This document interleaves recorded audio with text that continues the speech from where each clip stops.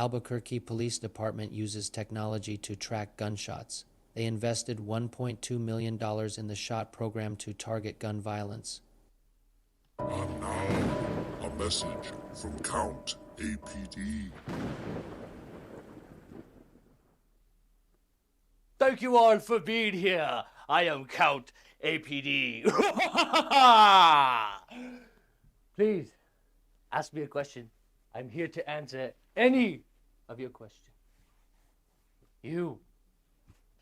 Yes, the $1.2 million for the SHOT program, is that taxpayer money? And if so, are you seeing any results? Well, we've heard a 47% decrease in gunshots. 46% decrease. You. Thank you, Master. And thank you for the pen. Count APD. That's a significant decrease in gunshots. By the way, you look very nice tonight. Thank you, reporter number 2. Any other questions? I'm here to be as transparent as possible.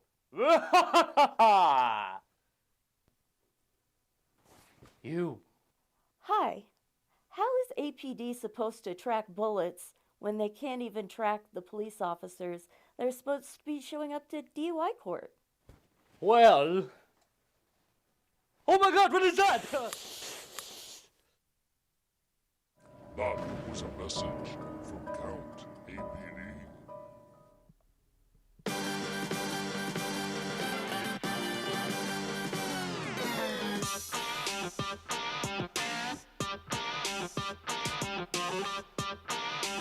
From Studio 519 in downtown Albuquerque, it's Pick Up New Mexico. Tonight's guest, New Mexico Senate candidate Veronica Krupnick.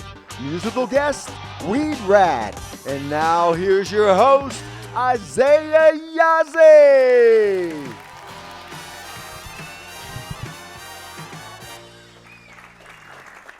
Awesome. Thank you all so much for tuning in to Pick Up New Mexico. I'm your host, Isiah Yazzie. Awesome. How you doing, David? Doing great. Enjoying that nice weather today. It's beautiful out there. It is beautiful out there. We should go take a walk sometime together. I would love that. I wish there was a beach around. It'd be a lot.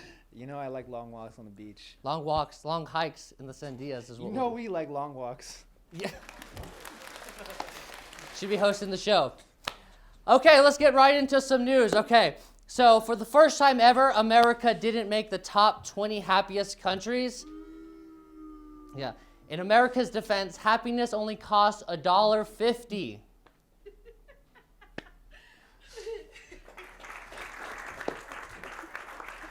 Colorado Republican Lauren Boebert became angry last week when a group of students visiting the Capitol mistook her for Nancy Pelosi. Yeah. How does a woman get mistaken for another woman 50 years her age? MAGA, it ages you.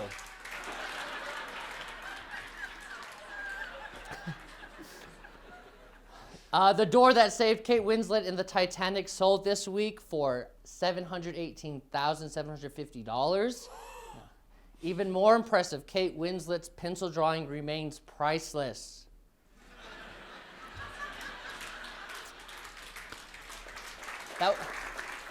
That scene was like my Sears magazine, David.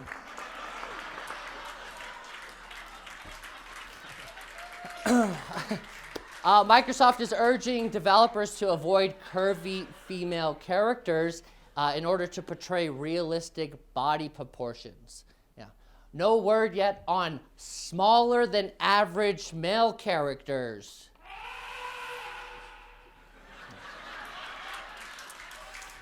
Sounds like I hit a nerve out there with all the men. Bratz, the doll maker, is releasing a Sinead O'Connor doll to celebrate Women's Month. And the good news, Sinead O'Connor doesn't have to know she's a Bratz doll now.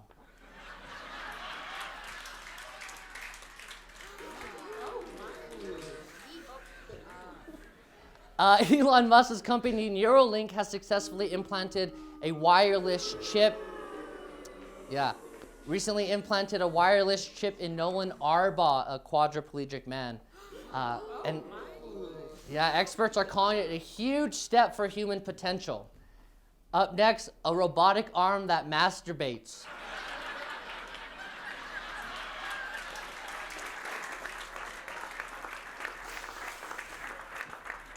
This year, David, it's Smokey the Bear's 80th birthday. Yeah.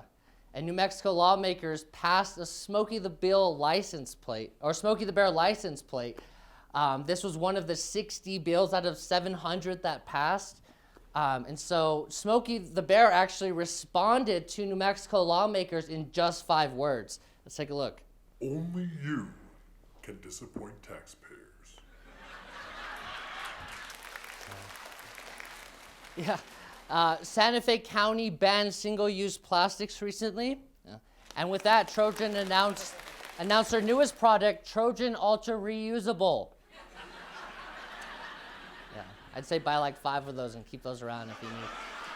Awesome. Well, we got a great show for you tonight. It's going to be a fun one. It's just going up from here. The weather's looking great. We got a great guest, Veronica Krupnick, running for Senate District 24. Yeah. And we got music from WEEDRAT, so stick around. You don't want to miss it.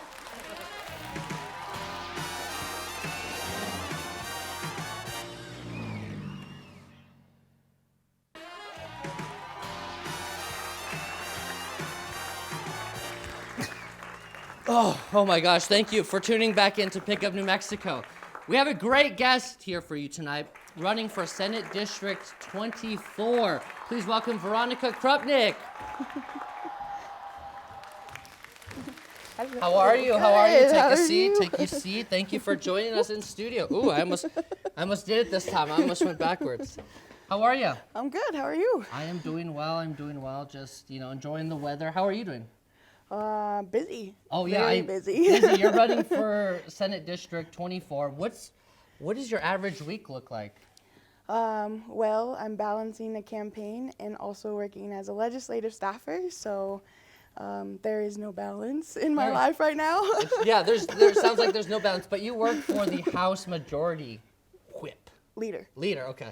House Majority Leader. So yes. Yeah, you're busy. We actually met at the Roundhouse earlier this year, and we were covering the Roundhouse and all the issues happening up there. So, and you said you followed us, so it kind of full circle, and we're working together and everything. And I just want to get to know who you are and have our audience, viewers out there, get to know who you are and kind of talk about why you're running and everything. So, what was your childhood like? Where did you grow up, and what was it like? Well, I have been fortunate to call New Mexico home since I was around 4 years old. But I think the biggest part of my story that I like to share is that I am an alumni of the foster care system. So I was in the Albuquerque foster care system from about the ages of 6 to around 10, and then I was adopted into a transracial adoption, which started a whole, whether I knew it or not, path to becoming an advocate now as a young adult. And as an advocate, what do you do? Like, do you go around the nation, or do you help here in New Mexico? Child advocate, is that correct? Yes, okay. child welfare advocate. So right now, I work at every level of policy, which means I work with our local, our state, our national, and soon to be international policymakers. I'm heading to Tokyo, Japan in 2025. Oh, wow, yeah. That's exciting. That'll be fun. Tokyo's always a dream of mine, and I would love to go there. But there's no room in my suitcase, by the way. I probably could fit. I actually can put my legs and curl up into a small little ball. But yeah, that sounds amazing. We'll have to follow up and see how the trip went and everything. Hopefully, after office and everything, we'll ask you how it is. But why did you decide to run? Why politics? Why politics? Well, I think as a child welfare advocate and someone with lived experience in the system, my biggest goal has been trying to bridge that gap between people and policy, and I have experienced trying to fight to have a voice and an influence when it comes to bettering the lives of children, and it felt a little serendipitous that I was in a Senate district with an open seat. For me, that meant an open lane and a chance to do something very different. And it felt like the right next step in my career and in my life. And so after some very deep thought of 72 hours, I made that decision to join the race. Yeah, you said it was kind of last minute, and you had 2 weeks to kind of collect signatures. And did you collect them? Yes, I did. Yes, the whole. I didn't know I was running until about 4 weeks ago myself. Oh, wow. But I did collect 333 signatures. Feel really good about that. So we went in strong. That is exciting. That's exciting. I know that we want to hear your serious questions and your serious answers to questions New Mexicans have, especially young New Mexicans. So we actually went up to Santa Fe to your district yesterday and did an interview. So let's see how that interview went. And we are I'm excited here at Turquoise Teapot and Cat Cafe with Carrie Reyes, the owner. So let's go on in and check it out. Let's go interview Veronica Krupnick. Let's get down to the 5 serious questions with Veronica. The first, I guess, why are you running for Senate? I know that you've worked in the Roundhouse for some time now, and why are you interested in running? Well, I'm interested in running because I am one of our only candidates that are under 30 years old, which is really important. I'm also an alumni of the foster care system, and I'm also a tribal member. So between all 3 of those things, I felt I had the professional and personal background to get into the Roundhouse, shake things up in a really positive way, and finally represent our young people. Many small businesses are feeling those effects from crime and drug addiction. So how do you plan to change things in a meaningful way at the Roundhouse with these issues? Yes, so drug addiction is definitely something I'm familiar working on as a child welfare advocate for the past 6 years. And I think that one of the things that I'm hoping to focus on that topic area is taking a look back from this one piece of a person and seeing how they got there. And that's really intersecting with, your basic human needs and also poverty, right? That's a huge thing in our state. We have the highest child poverty rates in the country. And I often say that as a foster care alumni that if you change my parents' story, my parents struggled with addiction through a holistic approach, then you change my story, right? So very much for looking at this through a holistic well-being approach and not just criminalizing mental health at the end of the day.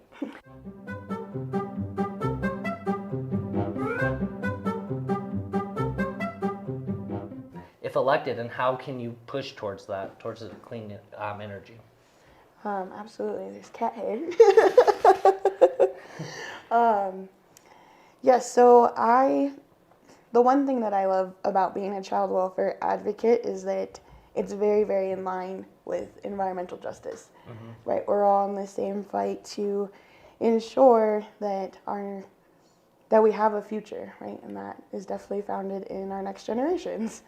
But I think the reason why this is a top priority for young people is because they recognize that we are the ones who are going to have to be dealing with this for the rest of our lives. And so with that being said, this is something that I am very passionate about, that I've been involved in with folks like Youth United for Climate Crisis Action. They're also at the Roundhouse. Yucca. Yeah. And I'm really glad to have them around me in community. But one thing that I really value is that concept of co-governance, right? As your next state senator, I'm not trying to come in as an expert on every issue possible. I don't think that's humanly possible. Yeah. What I'm trying to bring is that partnership between people who align with me in values and principles, specifically those from tribal communities, young people, those who are living that struggle right now and doing the work on the ground.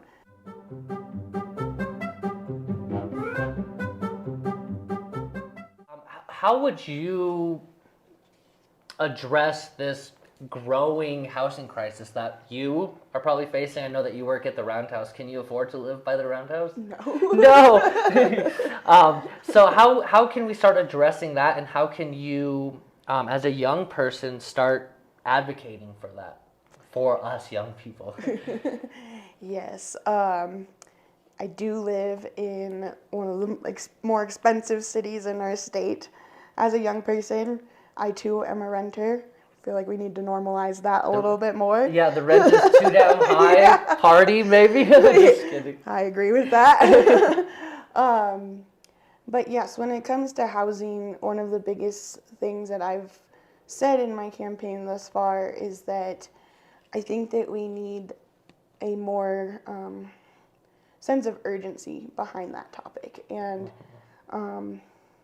while I, respect all of our current legislators, I think that there is that underrepresentation of folks like myself, of renting, young people fighting to stay in the city they've called home for a while. I moved here when I was 15, and I think something I bring is that if I don't address the housing issues, I too will have to move out of the city, right? So I think the difference with what I'm bringing is that I'm in this right now with other New Mexicans. I'm facing the same challenges, and so I feel like I have that lived experience every day. And then again, right, making sure that I'm doing this in community, and I'm making sure that other lived experience voices are centered in this, and that we're balancing the scales here, especially in Santa Fe. I was really happy to see that 3% excise tax, and I know that that's being challenged, but that's something I would love to continue to look at, and even on a statewide platform. Veronica, how will you, sorry, I hope I didn't I didn't mean to scare you. How are you going to keep abortion legal and safe here in New Mexico for women all over the Southwest? Yes, so first I'll say I'll start by saying that I 100% believe that women should have full body sovereignty and autonomy over their own bodies and lives. So abortion is something I'm definitely committed to ensuring is a continued protection here in New Mexico. And that also that we are a safe place for people who don't have that privilege that we have here. But to follow along on my journey, I think the best way is to follow that Instagram account at Veronica_4_NM, or by visiting my website at www.veronicafornewmexico.com. And I really want to make sure that my campaign is filled with what I'm trying to bring to my platform, right? People of color, young people, active community members, all of that good stuff. So if you're interested in helping me door knock, setting up fundraisers, helping me on the organizational side, any of that, please let me know. If you can't do that, donate to her as well. If you're at home and you're like, I don't really want to walk today, or I don't want to knock on doors, definitely donate to the campaign. Yes, and donations help me stay competitive in this race, which I really need to be. So the contribution links are also on my website and linked in my Instagram as well. So all contributions make a huge difference along the way. Sir, can I ask you a quick question? Will you be voting for Veronica Krupnick for Senate? No. He said yes.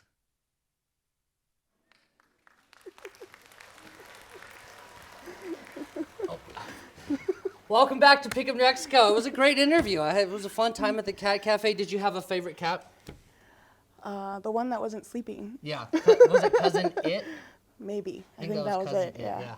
Yeah. Well, it was great having, again, being in your district, going up to Santa Fe, hearing about your experience and how you'll put that in at the Roundhouse and speak up for young people, people of color. Where, I know we just talked about it, but how can people support you again in this campaign for the primary? The primary is in June, so we're trying to get rolling. So how can they help you? Yes, the primary election is my biggest race. I either win or lose that and head to November. So I definitely need help campaigning, canvassing, fundraisers, getting my name out there. And if you need to get a hold of me or learn more, my website is the best place to go. So that's www.veronicafornewmexico.com. I'm excited to see what you can do and see how we can support you and how our viewers out there can support you. I hope you can stick around. We have music coming up. You down to listen to some music and rock out maybe? Yeah, for sure. Awesome. Stay right there. We have some music coming up from WEEDRAT. Don't go anywhere.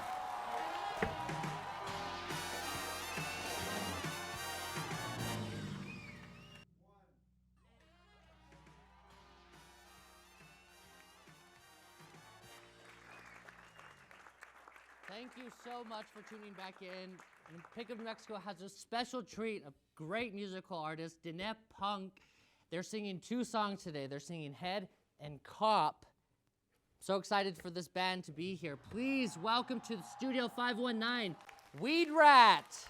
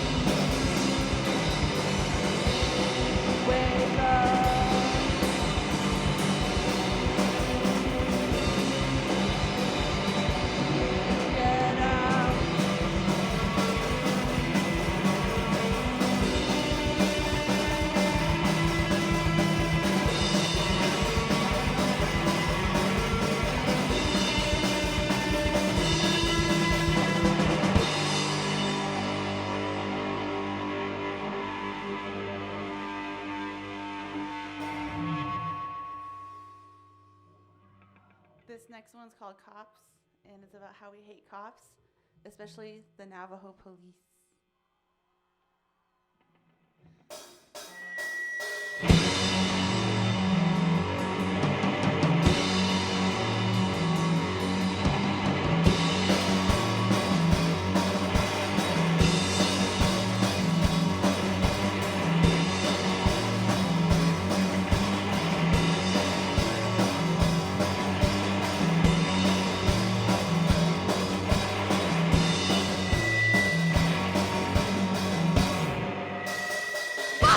reach white supremacy! Fuck every reach white supremacy! I your man! I behind your man! Fuck every reach white supremacy! Fuck every reach white supremacy! I your man! I behind your man!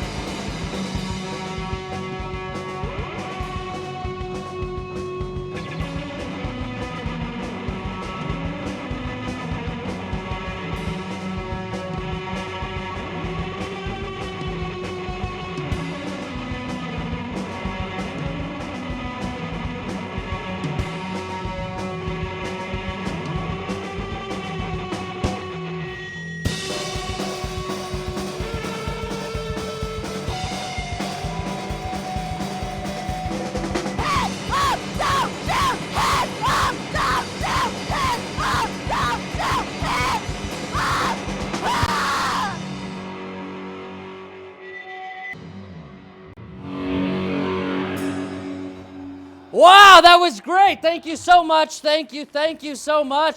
Thank you. That was a great episode. Remember, go follow Veronica for New Mexico. Check out WEEDRAT on all streaming platforms. Tune in next week as we have Christina Patahone and the Bed Band. We'll see you next week.